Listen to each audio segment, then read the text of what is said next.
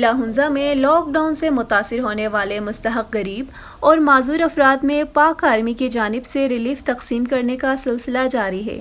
آج پاک فوج کی جانب سے ضلع ہنزا کے 100 معذور افراد میں ایمرجنسی ریلیف تقسیم کیا گیا۔ ہنزا کے معذور افراد کی تنظیم ہنزا ڈسیبل فورم کے نمائندے امین خان نے پاک فوج اور force commander Gilgit Baltistan major general Ehsan Mahmood Khan کا خصوصی شکریہ ادا کرتے ہوئے کہا کہ FCNA کی جانب سے ہنزا کے 450 سے زائد مستحق معذور افراد میں چوتھی دفعہ ریلیف تقسیم ہو رہا ہے۔ پاک آرمی کے لیے بہت بہت شکریہ، کیونکہ انہوں نے ہمارے یہاں پہ جتنے بھی ڈسیبلز تھے ان کے لیے خرچہ لے کے آئے۔ بہت بہت شکریہ۔ بس سلام۔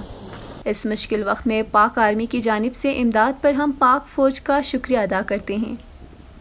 ہنزا سے سہانا حامد کی رپورٹ۔